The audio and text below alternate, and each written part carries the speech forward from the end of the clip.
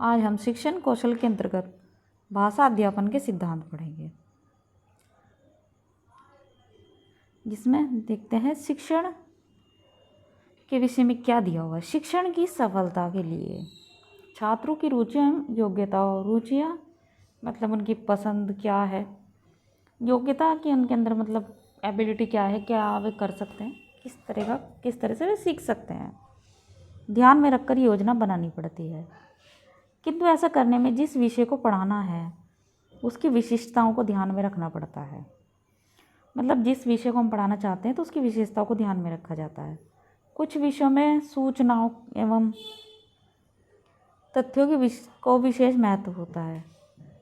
ये तथ्य हैं और सूचनाएं होते हैं, कुछ ऐसे विषय होते हैं जिनमें तथ्य और सूचनाओं का महत्वपूर्ण स्थान होता है, परंतु भाषा में ऐसा नहीं होता, क्योंकि भाषा कोई विषय नहीं होता, एक तरीके से भाषा ही होती है हमारी, उसको पढ़ा जाता है विषय के रूप में। भाषा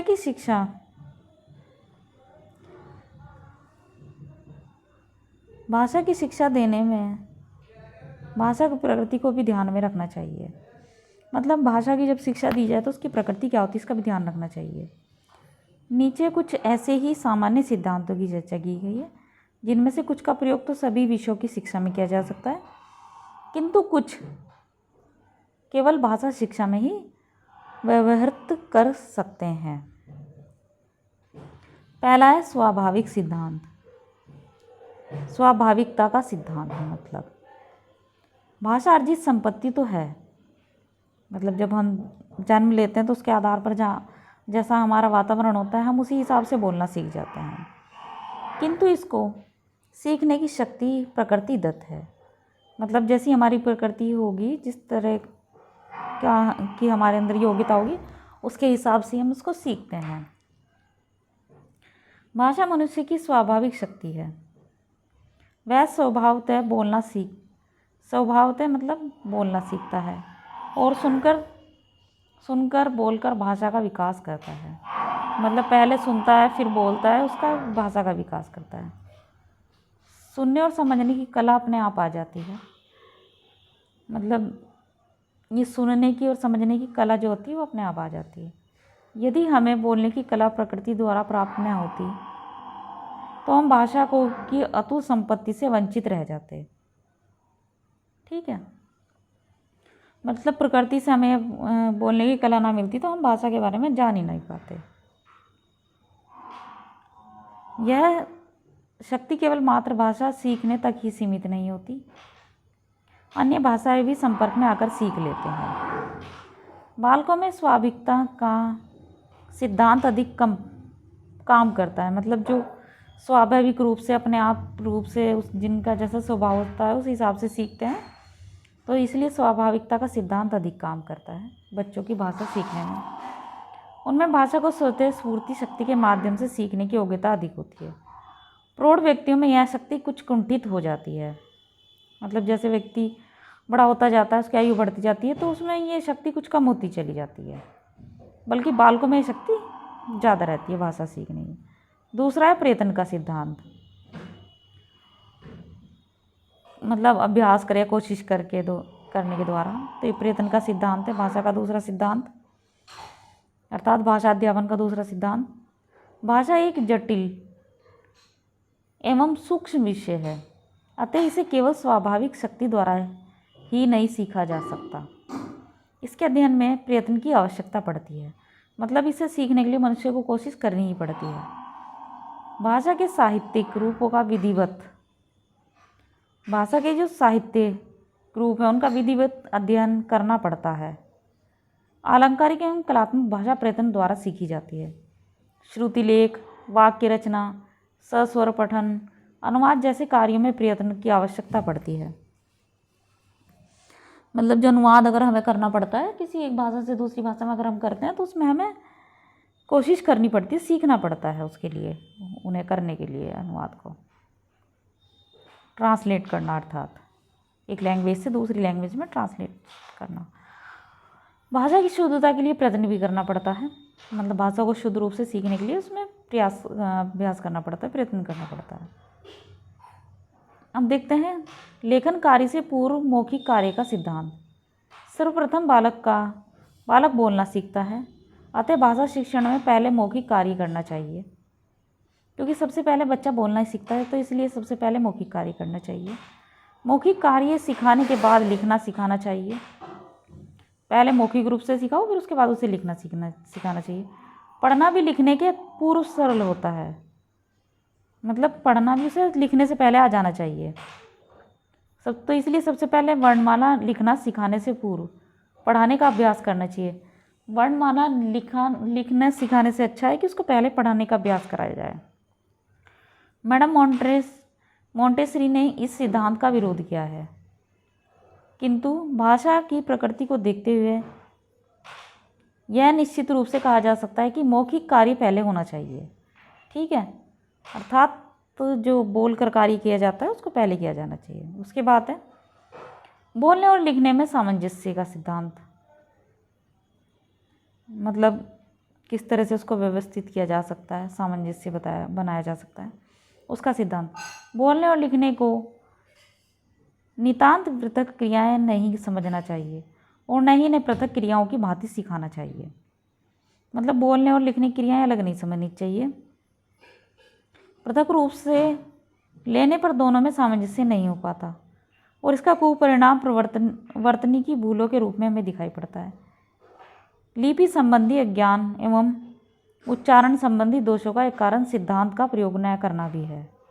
ठीक है, जो उच्चारण और लिखने में अशुद्धता होती है वह इसका एक कारण यह भी है कि मनुष्य के अंदर क्या होता है, इस सिद्धांत की जानकारी नहीं है। प्रारंभिक कक्षाओं में सुलेख के अभ्यास द्वारा इस नियम को विरत कर सकते हैं। प्रारंभिक कक्षाएं होती हैं। स्वतंत्रता का सिद्धांत। भाषा पर अधिकार करने के लिए बालक को स्वतंत्रता मिलनी चाहिए। स्वतंत्र वातावरण में सीखने को उत्सुक होता है। जिज्ञासा के भाव में सीखना मंद गति से होता है। मतलब अगर उसके अंदर जिज्ञासा ही नहीं है किसी भी चीज़ को सीखने की, तो वह कुछ नहीं सीखता। जिज्ञासा की तीव्रता भी होना जरूरी है बच्चे में। स्वतंत्र वातावरण में मतलब स्वतंत्रता जो होती है वो वातावरण में होती है, जैसा जहाँ का माहौल होता है उसका हिसाब से वह बच्चा सीखता है। स्वतंत्र वातावरण में बालक खुलकर अपने मनोभाव को प्रकट करता है। जो बालक घुटनपूर्ण वातावरण में रहता है, मतलब जो अपनी बात को स्पष्ट रूप से नहीं कह सकता, वह आत्म प्रकाशन करने से डरता है। मतलब वह किसी भी बात को कहने से डरेगा, बिल्कुल वह खुलकर बात नहीं कर पाएगा किसी भी विषय पर। जब तक वार्तालाप मतलब बात न की जाए, वार्तालाप आपसी बातचीत, वाद विवाद करना, पक्ष रखना मतलब पक्ष हो विपक्ष वाली बात, चर्चा करना, पत्र व्यवहार आदि में बालक स्वतंत्रता की अनुभूति नहीं करेगा। ठीक, तब तक उसे भाषा के प्रयोग का अवसर नहीं मिलेगा। अब देखते हैं रुचि का सिद्धांत कि रुचि कैसी है पढ़ने में बच्चे। पाठ को नीरस एवं बोझिल बना देने से छात्र उब जाते हैं। मतलब बोझ की तरह से अगर पाठ को ही पढ़ाया जाए तो उसको में बोरियत आने लगती है, उसको इंटरेस्ट नहीं आता, बच्चे को नीरसता में उत्पन्न होने लगती है। अतः शिक्षक को इस मनोवैज्ञानिक तथ्य को ध्यान में रखना चाहिए कि जिस बात में छात्रों की रुचि होती है उसकी ओर वे आकृष्ट होते हैं और जिसकी ओर अरुचि होती है उससे वे दूर भागते हैं। शिक्षण को रुचिकर बना देने से छात्र क्या है, उनमें उत्साह बढ़ता है और वे भाषा को प्रसन्नचित्त कैसे सीखते हैं, प्रसन्न होकर सीखते हैं। शिक्षक को विनोदप्रिय एवं शिष्ट हास्य का प्रयोगकर्ता होना चाहिए। मतलब जो भाषा सिखाता है उसको आनंदपूर्वक एक तरीके से हंसी मजाक की तरह से भाषा सिखानी चाहिए। ऐसा नहीं है कि बोरियत की तरह से बस नीरसता उत्पन्न हो जाए उस तरह से उसको भाषा को पढ़ाया जाए, ऐसा नहीं पढ़ाना चाहिए। रोचक व्याख्या जब की जाए तो वह रोचक होनी चाहिए। कवि सम्मेलन, अंताक्षरी समारोह, जयंती आदि के माध्यम से भाषा शिक्षण में रुचि उत्पन्न की जा सकती है। मतलब अगर भाषा शिक्षण में रुचि उत्पन्न करें तो किस तरह से करनी चाहिए, तो उसके लिए व्याख्यान किया जाना चाहिए, मतलब वर्णन कर सकते हैं हम, कवि सम्मेलन भी आयोजित कर सकते हैं, अंताक्षरी भी कर सकते हैं, जयंती जो निकलती है उनके बारे में भी हम उन बच्चों को बता सकते हैं। मतलब बच्चे विद्यार्थी उनको बता सकते हैं। बच्चे सभी हैं जिनको हम कुछ समझाना चाहें तो समझा सकते हैं भाषा के रूप में। व्यक्तिक भिन्नता का सिद्धांत, मतलब व्यक्ति की जो भिन्नता होती है। शिक्षा शास्त्र में आज यह माननीय तथ्य बन गया है कि एक बालक अपनी योग्यता, रुचि, प्रवृत्ति, अभिवृत्ति, शारीरिक क्षमता, संवेगात्मकता आदि से दूसरे बालक से भिन्न होता है। मतलब इन सबसे वह व्यक्ति किसी न किसी रूप में, या बच्चा किसी न किसी रूप में एक दूसरे से अलग होता है। कक्षा शिक्षण में प्राय सभी बालकों को समान समझकर शिक्षण चलता है, क्योंकि कक्षा में तो सभी बच्चों को एक जैसा समझकर उन्हें पढ़ाया जाता है। किंतु भाषा एक कौशल है और इस पर अधिकार व्यक्तिगत क्षमता के आधार पर संभव है कि जिस व्यक्ति की क्षमता होगी उस हिसाब से वैसे सीख सकता है। अतः इस सिद्धांत का पालन करते हुए प्रत्येक बालक की भाषाई त्रुटि का निदान करना चाहिए और उनकी कमजोरियों को दूर करने के लिए प्रयास करना चाहिए। छात्रों पर व्यक्तिगत ध्यान देना आवश्यक होता है। बाल केंद्रिता का सिद्धांत, यह ध्यान रहे कि शिक्षा का केंद्र बालक है। मतलब मुख्य केंद्र तो बच्चा ही है जो भाषा सीख रहा है। अतः बालक को इस योग्य बनाना है कि वह भाषाई कौशलों पर अधिकार कर सके। कभी हिंदी या अन्य भाषा का अध्यापक कक्षा में पढ़ाते पढ़ाते स्वयं तो आनंद विभोर हो जाता है, किंतु छात्रों को आनंद विभोर कर देने में कि उसे तनिक भी चिंता नहीं रहती। मतलब जब हिंदी भाषा पढ़ाई जाती है तो उसको ऐसा नहीं है कि बोरियत के साथ पढ़ाया जाए, नीरसता के साथ पढ़ाया जाए। उसमें कहीं ना कहीं ऐसा होना चाहिए कि अगर अध्यापक खुद भी आनंद विभोर हो रहा है तो वो उसके विद्यार्थी भी आनंद विभोर होने चाहिए। भाषा सिखाने में बालक के स्वभाव, उसके वातावरण, योग्यता का ध्यान रखना चाहिए। मतलब भाषा बच्चा उसी हिसाब से सीख सकता है जिस हिसाब से उसका वातावरण है। शब्द भंडार की वृद्धि करते समय पहले बालक का शरीर, घर, मोहल्ला, गांव आदि से संबंध शब्द आने चाहिए। मतलब जैसी जगह में बच्चा रहता है उसके हिसाब से उसको भाषा सिखाई जा सकती है, तभी वह उसको सीख भी सकता है, समझ सकता है। प्रारंभिक अवस्था का महत्व, शैशव बाल्यावस्था भाषा सीखने की दृष्टि से बड़ी महत्वपूर्ण है। ज्यों ज्यों बालक बड़े होते जाते हैं उनकी भाषा सीखने की सहज शक्ति बंद होती जाती है। मतलब जैसे जैसे बच्चे बड़े होते जाते हैं उनकी जो भाषा सीखने की क्षमता होती है थोड़ी कम होती चली जाती है। प्रारंभिक अवस्था में यह शक्ति बहुत सक्रिय होती है। जब प्राथमिक जो होती है उसकी पढ़ाई, उसमें सक्रिय रहता है ये उसका सीखना। बाद में सोच समझकर सप्रयत्न भाषा सीखी जाती है, किंतु प्रारंभ में बालक के कंठ से भाषा स्वयं फूट पड़ती है। अब देखते हैं क्रियाशीलता का सिद्धांत। कक्षा में यदि बालकों को निष्क्रिय बना दिया जाए तो वे भाषा सीखने के तत्पर नहीं होते। भाषा वे तभी सीख पाते हैं जब वे सक्रिय हों, मतलब वे खुद भी बोलें। अध्यापक की ही सक्रियता से काम नहीं चलेगा। छात्रों को भी निष्क्रिय श्रोता बनने की अपेक्षा भाषा का सक्रिय प्रयोगता होना चाहिए। मतलब अध्यापक के साथ साथ विद्यार्थी भी उसमें जो भी विषय पढ़ाया जा रहा है भाषा का, उसमें वे सहयोग करें, पढ़ें, क्रिया करें। प्रश्नोत्तर के माध्यम से सक्रियता में वृद्धि की जा सकती है। प्रश्न किए जा सकते हैं बीच बीच में, जिससे बच्चे सक्रिय हों, सीखने के लिए उत्सुक हों। वार्तालाप, उनसे बात की जा सकती है, संवाद किया जा सकता है। वाद विवाद, प्रवचन आदि भी दिए जा सकते हैं। काव्य पाठ में आदि में छात्र सक्रिय रहते हैं और इसलिए इनके माध्यम से भाषा सीखना सरल रहता है। ये क्रियाशीलता का सिद्धांत है। अब आता है हमारा चयन का सिद्धांत। भाषा शिक्षा के अनेक उद्देश्य हैं। उद्देश्यों के आधार पर व्यवहार में परिवर्तन भी अनेक प्रकार के हैं। इनमें से सभी उद्देश्यों एवं व्यवहार परिवर्तनों के साथ लेकर शिक्षा नहीं दी जा सकती। इनमें कौन सा उद्देश्य कब लिया जाए, किसे पहले लिया जाए और किसे बाद में, इन प्रश्नों पर अध्यापक को पढ़ाने से पूर्व विचार कर लेना चाहिए। ठीक है, कि कौन से प्रश्न पहले पढ़ाएं या कौन से बाद में, ये सब चीज़ें। इनमें क्रम बना लेना चाहिए। यह चुनाव बहुत महत्वपूर्ण है, क्योंकि 1 घंटे में सभी उद्देश्यों को लेकर चलने से कोई उद्देश्य नहीं मिल पाता। इसलिए एक दिन में ऐसा हो कि कम से कम ही उद्देश्य बच्चों को सिखाए जाए जिससे वे सीख लें। अब आता है विभाजन का सिद्धांत। उद्देश्य निश्चित करना ही पर्याप्त नहीं है। जब किसी उद्देश्य या व्यवहार परिवर्तन का चुनाव कर लिया गया तो यह भी आवश्यक है कि विषय सामग्री को उद्देश्य के आधार पर विभाजित कर लिया जाए। मतलब जो विषय की सामग्री है उसको उद्देश्य के हिसाब से अलग अलग कर लेना चाहिए। बच्चों को उसी हिसाब से सिखाना चाहिए कि किस तरह से बच्चे उसको सीख सकते हैं कक्षा के हिसाब से।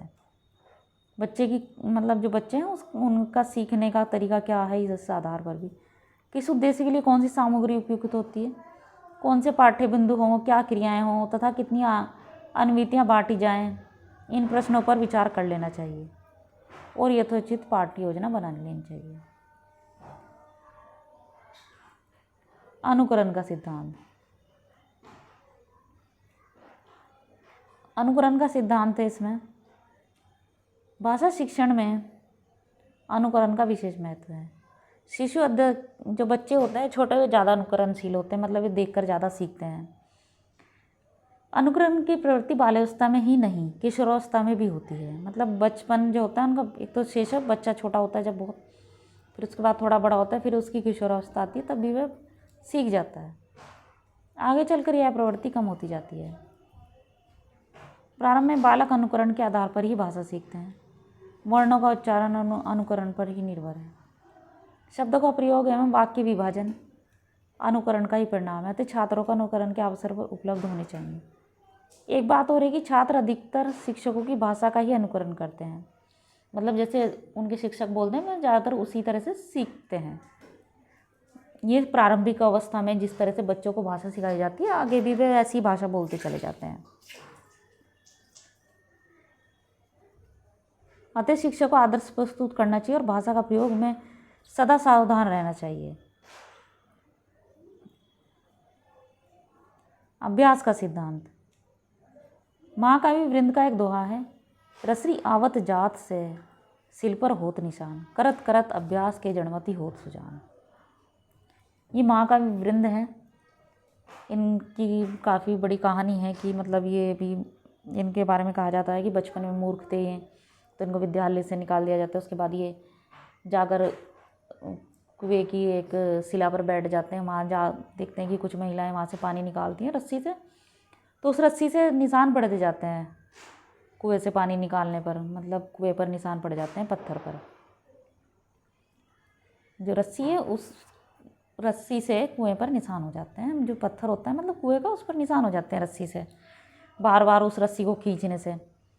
तो ये बात उनके दिमाग में आती है कि जब इस रस्सी को बार बार खींचने से पत्थर पर निशान पड़ सकते हैं, तो अगर मैं अभ्यास करूँ तो मैं भी तो विद्वान बन सकता हूँ। इनके बारे में ये कहावत है, उन्होंने के द्वारा ही शायद ये लिखी गई है, क्योंकि करत करत अभ्यास के जड़मति होत सुजान।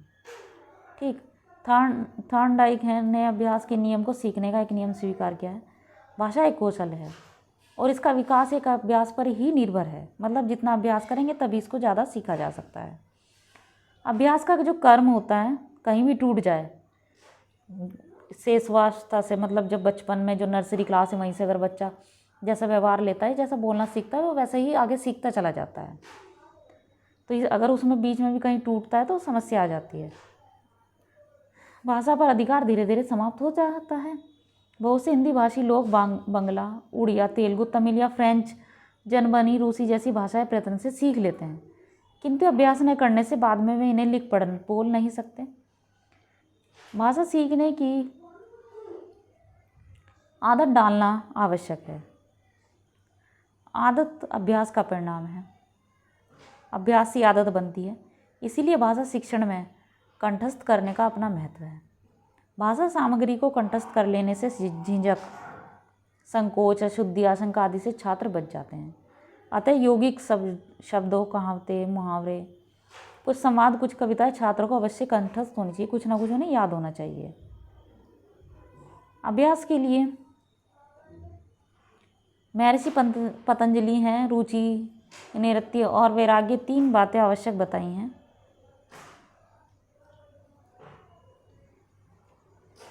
रुचिपूर्ण अभ्यास करें, निरंतर अभ्यास करें, मतलब जिसमें मन करे उस सब्जेक्ट को आप लिख सकते हैं, लेकिन लगातार अभ्यास होना चाहिए। और अभ्यास में बाधक तत्वों के प्रति वैराग्य भाव रखें।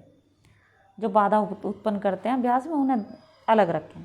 इस रीति से किया गया अभ्यास सफलता के अंतिम लक्ष्य तक पहुंचा देता है। इसी प्रकार के अभ्यास से क्रिकेट, हॉकी, फुटबॉल मामूली से खिलाड़ी विश्व प्रसिद्ध खिलाड़ी बन जाते हैं। मतलब अभ्यास के द्वारा ही वे विश्व प्रसिद्ध खिलाड़ी बन सकते हैं। अब आता है स्वयं संशोधन का सिद्धांत। भाषा सीखने में बालक स्वयं संशोधन करता चलता है। शीशी यदि रोटी को लोती कहता है और लोग चिढ़ाते हैं तो वह खुद क्या रोटी कहना सीखता चलता है। अपनी ध्वनि, शब्दों में वाक्यों की त्रुटियों को बालक स्वयं संशोधित कर लेता है।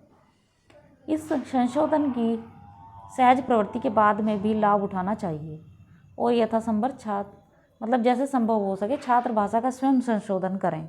ऐसा होना चाहिए कि वे खुद से करना सीख जाएं। यदि स्वयं संशोधन की प्रवृत्ति मंद पड़ जाती है तो भाषा सीखने की शक्ति भी क्षीण हो जाती है। मतलब ज़्यादा से ज़्यादा भाषा को खुद ही संशोधित करके सीख सकते हैं। अब आता है बहुमुखी प्रयास का सिद्धांत। भाषा शिक्षण के लिए अकेले यदि भाषा शिक्षक ही प्रयत्न करता है तो वह सफल नहीं हो पाता। मतलब शिक्षक ही उसको बच्चों को कराया जाए कि विद्यार्थियों को कि हाँ सीखो सीखो, तो वह सफलता उसको नहीं मिल पाती। 1 घंटे में वह बालकों के समक्ष भाषा का शुद्ध प्रयोग सिखाए और इतिहास, भूगोल, विज्ञान, अर्थशास्त्र, नागरिक शास्त्र आदि के शेष 7 घंटों में बालक भाषा का शुद्ध प्रयोग सीखे। मतलब हिंदी का जो अध्यापक है वो भाषा बच्चों को भाषा शुद्ध रूप से बोलना सिखा रहा है। बाकी सब्जेक्ट के जो अध्यापक हैं, शिक्षक हैं, टीचर्स हैं, वे उसको अपने सब्जेक्ट की भाषा का ही अशुद्ध रूप में प्रयोग करें, सिखाएं गलत तरीके से बच्चों को, तो क्या होगा? बालक भाषा का अशुद्ध प्रयोग सीखें तो भाषा पर अधिकार संभव नहीं होगा। अगर उन सब विषयों में भाषा की अशुद्धता प्रयोग की जा रही है तो वह कभी भी अपनी हिंदी भाषा को ही सही तरीके से नहीं सीख पाएगा। कोई भी बच्चा शुद्ध भाषा के प्रयोग का प्रयास बहुमुखी होना चाहिए। मतलब सभी की भाषा शुद्ध होनी चाहिए।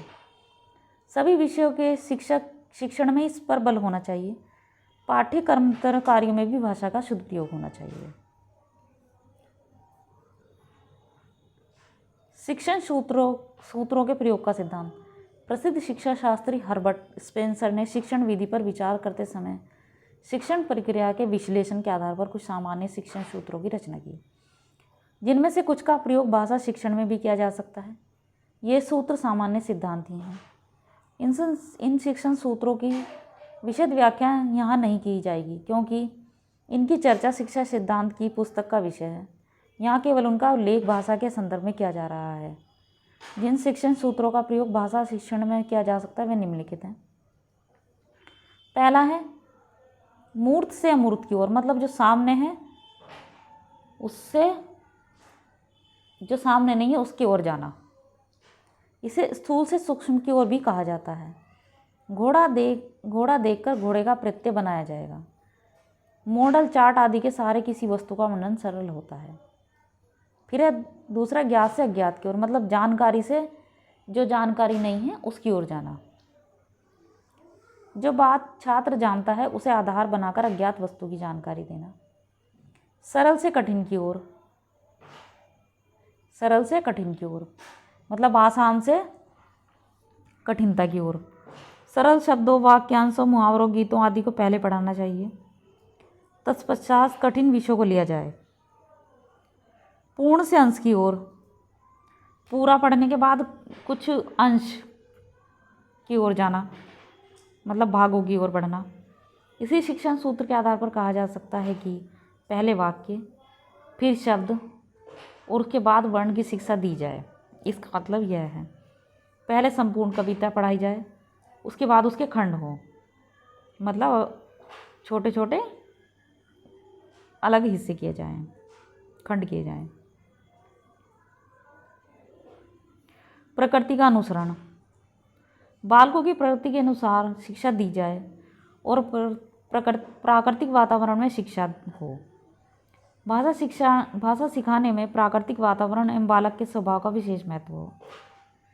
विश्लेषण से संश्लेषण की ओर। विश्लेषण करने के बाद उसका संश्लेषण करना। एक बार शब्द, वाक्य, भाव या अर्थ का विश्लेषण करके उसे छोड़ न दिया जाए, वरन बाद में उनका संश्लेषण करके स्पष्ट सामान्य विचार बनाने की ओर छात्रों को उन्मुख किया जाए। मतलब वे खुद से वाक्य बनाना सीख जाएं। मनोवैज्ञानिक से तार्किक की ओर। पहले वह पढ़ाया जाए जो छात्रों की योग्यता एवं रुचि के अनुकूल हो। उसके बाद विषय सामग्री पर के तार्किक क्रम पर ध्यान दिया जाए। विशेष से सामान्य की ओर। विशेष बात हो कोई, उससे आसान थोड़ा सरलता की ओर। बालकों के वातावरण की बातों से चलकर अंतर्राष्ट्रीय तत्वों तक पहुंचा जाए। पहले विशेष पदार्थों एवं क्रियाओं को प्रस्तुत किया जाए, उसके बाद सामान्य निष्कर्ष पर पहुंचा जाए। व्याकरण पढ़ने में पहले उदाहरण प्रस्तुत किए जाएं, उसके बाद सामान्यकरण किया जाए। उदाहरण दिए जाने चाहिए व्याकरण पढ़ाने के लिए पहले। अनिश्चित से निश्चित की ओर। जो निश्चित नहीं है उससे जो निश्चित है उसकी ओर देखना। देखी हुई वस्तु के विषय में बालक अपनी सुविधा आवश्यकता अनुसार कुछ अनिश्चित विचार रखता है। नहीं, अनिश्चित विचारों के आधार पर निश्चित एवं स्पष्ट विचार बनाए जाने चाहिए। जो स्पष्ट पदार्थ नहीं उसे स्पष्ट करा जाए एवं निश्चित नहीं है निश्चित तथा सूक्ष्म शब्दार्थों की ओर बढ़ा जाए।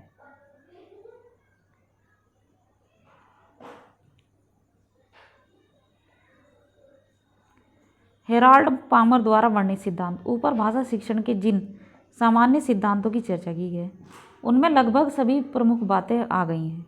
इस सिद्धांतों पर अनेक शिक्षा शास्त्रियों भाषाविदों ने विचार किया है।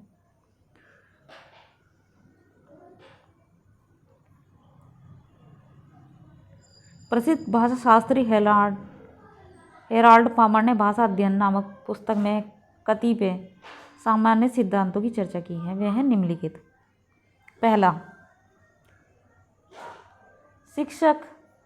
पहले शिक्षक छात्र की पूर्वार्जित भाषा शक्ति से परिचित हो जाए। मतलब जो पहले से भाषा आती है बच्चों को, ये बात शिक्षक को पता हो जानी चाहिए। सुनने, समझने, सोचने व सोचने व बोलने की शक्ति के प्रशिक्षण द्वारा बालक को भाषा सीखने की ओर उन्मुख किया जाए। यह प्रारंभिक तैयारी है। दूसरा, पूर्वार्जित आदतों का उपयोग करते हुए नई एवं सही आदतों का निर्माण किया जाए। मतलब जो पहली आदत उसने अर्जित कर रखी है बच्चे ने, उनका उपयोग करके नई आदतें उसके अंदर डालनी चाहिए, नया सिखाना चाहिए उसको। बुरी आदतों से बचने के लिए शुद्ध एवं निर्दोष भाषा कार्य कराया जाए। भाषा सीखना आदत डालना ही है। आदत से यहाँ तात्पर्य भाषा संबंधी आदत से है। आदत का मतलब यहाँ है कि भाषा संबंधी आदत बच्चे को सिखाई जाए।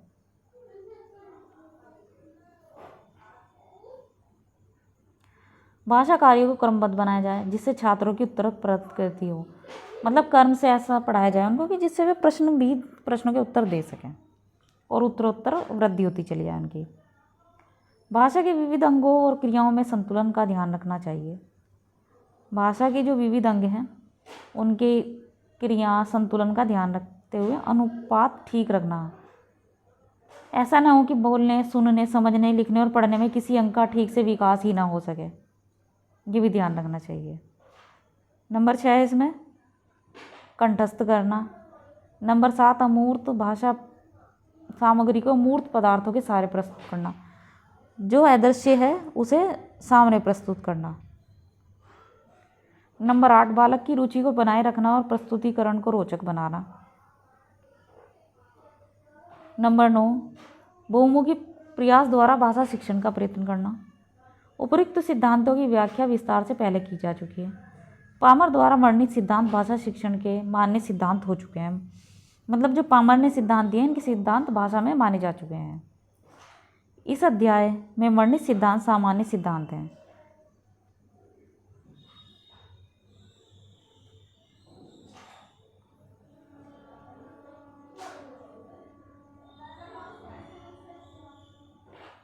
साहित्य की प्रत्येक विधा से संबंधित विशिष्ट सिद्धांत का विवेचन आगे के अध्याय में किया जाएगा।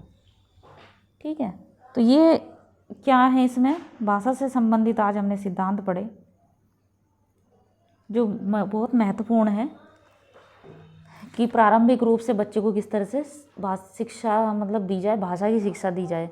क्योंकि जैसे बच्चा प्रारंभिक शेषावस्था में सीखता है, किशोरावस्था में सीखता है, तो वैसा ही आगे बोलता है, उसी तरह का वह उच्चारण करना सीख जाता है। क्योंकि उसके बाद अगर आप उसमें सुधार करना जाए तो बहुत मुश्किल हो जाता है, बहुत ही कम उसमें सुधार थोड़ा बहुत किया जा सकता है। नहीं तो वह जैसा सीखता है बचपन में शेषावस्था में, जैसे नर्सरी क्लास जो बनाई जाती हैं, प्रारंभिक, प्राथमिक, 5वीं तक की कक्षाएं जो बनाई जाती हैं या 8वीं तक, इनमें जिस तरह की भाषाएं सीखते हैं बच्चे, मुख्य रूप से तो माना जाए तो 5वीं कक्षा तक जो बच्चा बोलना जैसा सीख जाता है वो वैसा ही फिर आगे बोलता है अशुद्ध रूप से। तो इसलिए प्रारंभिक रूप से बच्चों की भाषा का विशेष रूप से ध्यान रखना चाहिए।